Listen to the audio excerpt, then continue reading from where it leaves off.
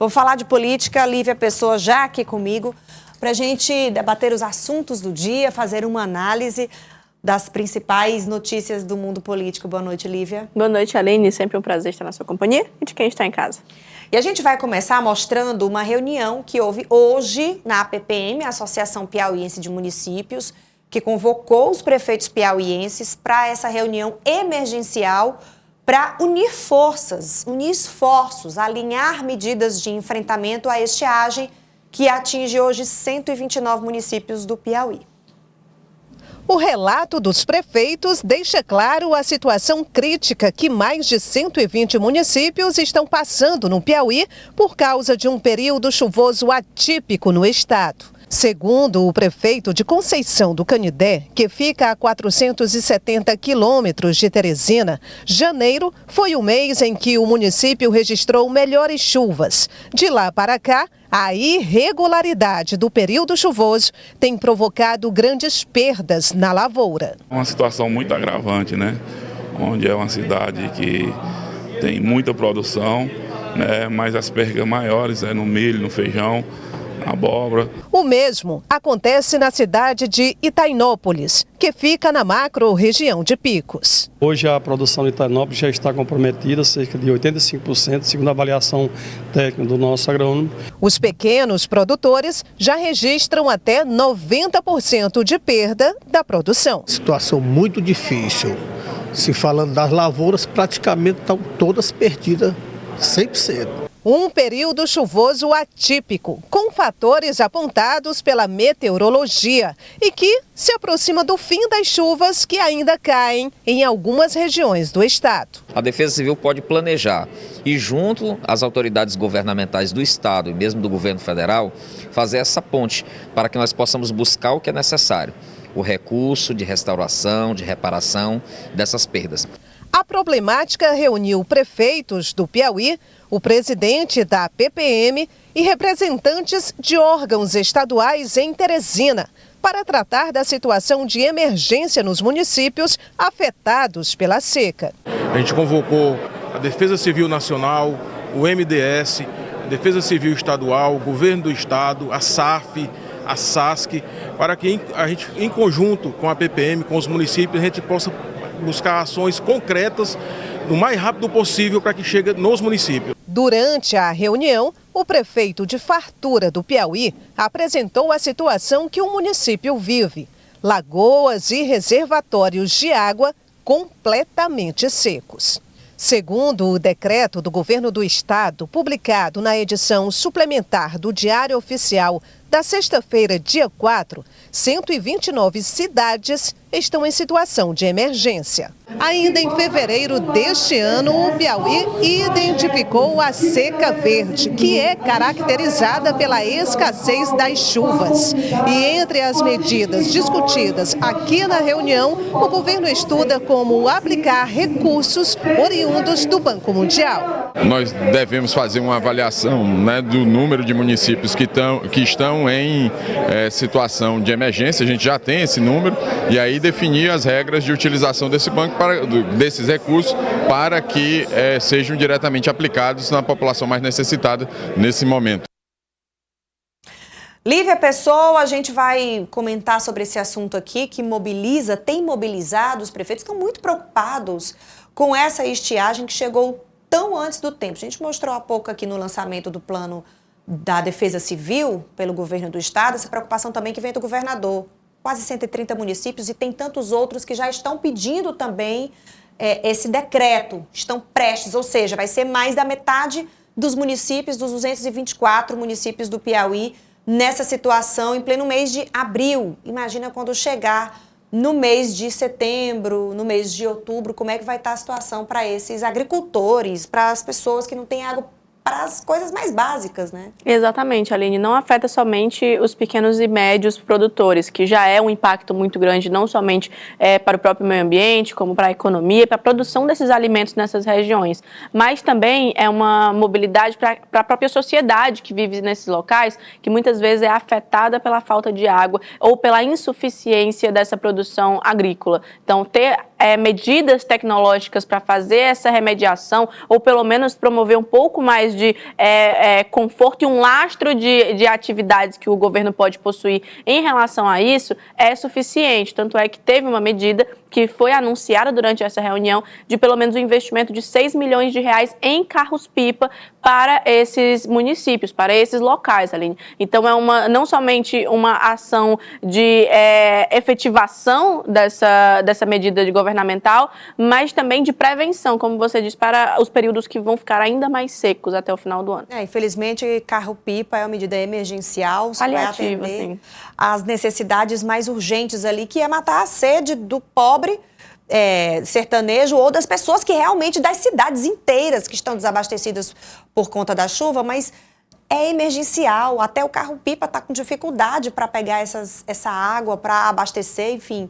São 6 milhões de reais, medida que foi anunciada agora depois dessas 2 reuniões, pela Defesa Civil do Estado, também pelo Governo do Estado, mas é preciso uma política muito mais abrangente para atender toda essa população.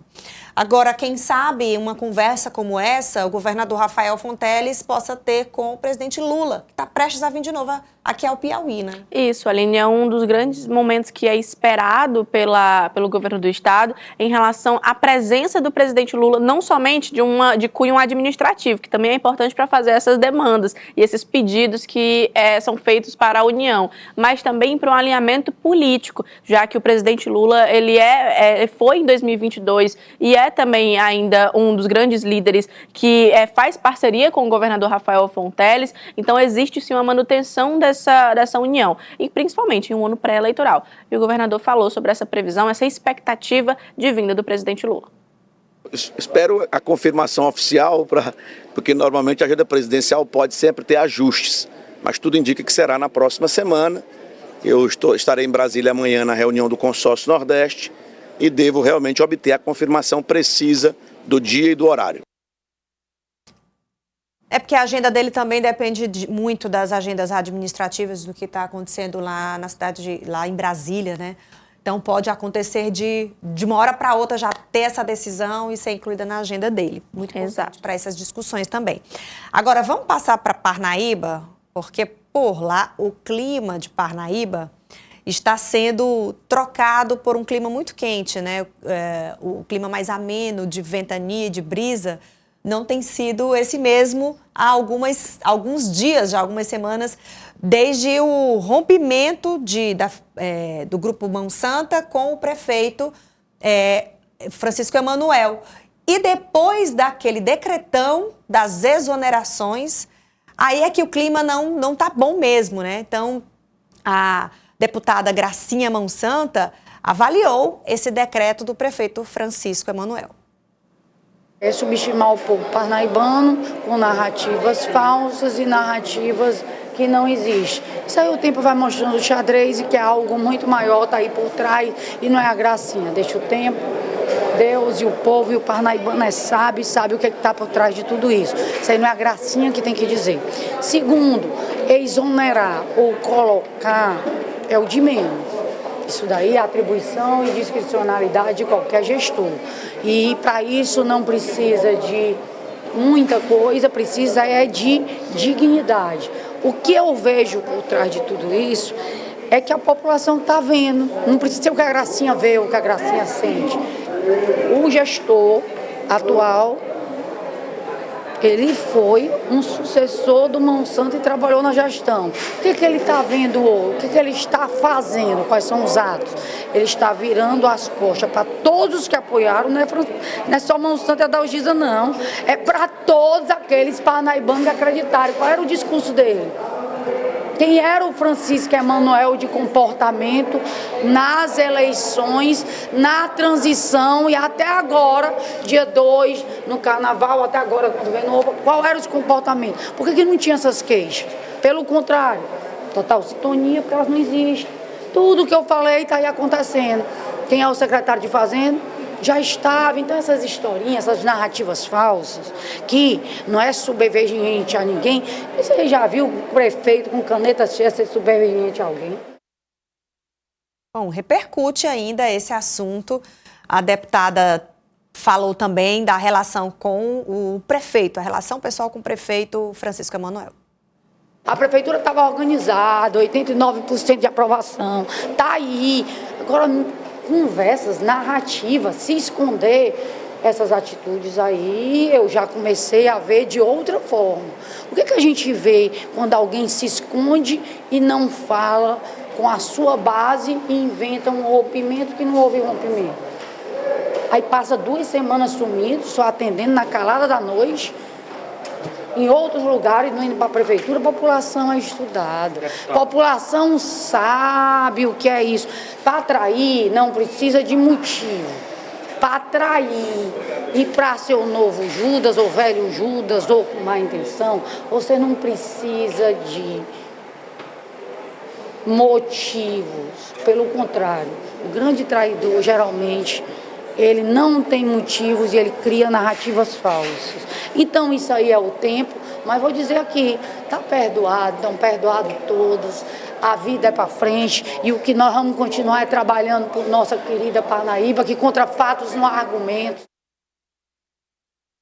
A deputada começa falando que continua com aquela máxima de que ela foi traída, de que o grupo, né, teve uma traição, mas no final fala que ele que perdoa o prefeito. Aline, segue sendo um assunto muito inflamado em Parnaíba, tanto pelo lado político como administrativo, já que houve um decretão, né, que foi chamado dessa forma, em que aconteceu uma exoneração em massas, tanto para os comissionados, o primeiro escalão, que são os secretários, incluindo o ex-prefeito Monsanto, a ex-primeira-dama Adalgisa. Então, houve sim um momento de perceber quais serão os novos passos da Prefeitura de Parnaíba e como que vai se encaixar esse grupo político Monsanto, que esteve durante a campanha, mas que se percebe que a partir de agora não tem mais uma chance de retornar. Na política não existem certezas, né?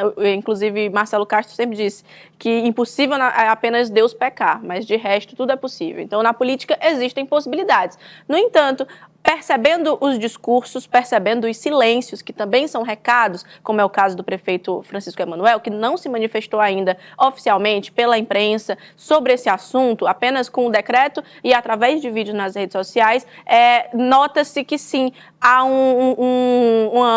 uma rachadura nessa união, nesse grupo, que não tem um retorno muito provável. Então, o que tem que ser percebido é como que vai ser esse cenário político para o próximo ano e para uma nova eleição em 2028. Então, são futuros um pouco distantes, mas que já são cravados a partir de agora por meio desses posicionamentos políticos. Então, com essa separação, existe agora entender como que será a base na Câmara Municipal de Parnaíba, como que esses aliados vão participar dessa gestão. Então, tudo isso também faz parte. O próprio protagonismo do Progressistas na região litorânea, quem que será o próximo deputado que será apoiado pela Prefeitura, será Gracinha, será alguma liderança do Progressistas, tem Júnior Percy, que está circulando por meio do litoral. Então, existem muitos e si, né? A partir de agora é só acompanhar os próximos capítulos. E, fundamental, a gente precisa também acompanhar como vai ficar a situação para os parnaibanos. Exatamente. Porque depois de um decreto como esse, muitos cargos importantes para o funcionamento da máquina administrativa, para hospitais, escolas, nas principais secretarias também podem ficar paralisadas. É isso que a população não quer que aconteça, né? Sim. Essa é a parte mais afetada se houver essa descontinuidade e não houver logo o recomeço depois desse decretão.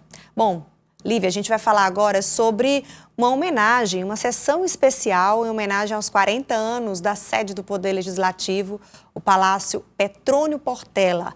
A comemoração faz parte dos 190 anos do Poder Legislativo aqui do Piauí.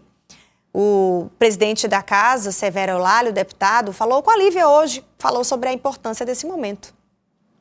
A sede da Assembleia Legislativa do Estado do Piauí completou 40 anos e essa sessão solene é homenagem justamente a esses 40 anos.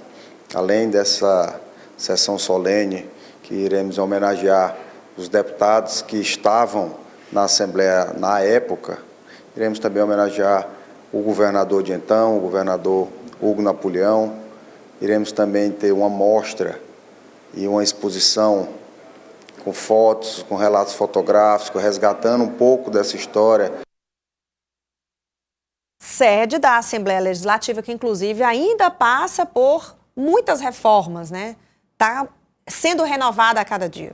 Reformas de infraestrutura, Aline, que inclusive atrapalham, de certa forma, algumas funcionalidades do próprio prédio, né? Como, por exemplo, alguns gabinetes dos deputados ainda estão em construção, ainda estão em reforma, então é uma justificativa, inclusive, concedida por eles sobre alguns não conseguirem fazer os atendimentos na Assembleia e, por meio disso, acabarem se atrasando para as sessões. E, por conta disso, o presidente da Assembleia, Severo Olalha, ele falou sobre essa polêmica das faltas, como que ele vai lidar com isso a partir de agora, mas ressalta que desde o início da gestão, da sua gestão, ele já vem falando sobre isso, de que é importante ter a presença física desses deputados na Assembleia. Não a partir de agora, desde o momento que chegamos na frente da Assembleia, nós defendemos que as sessões sejam todas presenciais. A mesa diretora entendeu que por conta da reforma que nós estamos passando, as segundas e as quintas, façamos de forma híbrida, e eu achei que é justo, então estamos funcionando as segundas e as quintas-feiras de forma híbrida, mas continuo defendendo ainda que a importância de ser presencial, e as terças e as quartas somente presencial. Então, hoje nós tivemos um quórum muito bom, esperamos que amanhã, na sessão solene, continuemos tendo esse quórum. Notícias nacionais agora, Lívia Pessoa, mudanças provavelmente no Ministério de Lula.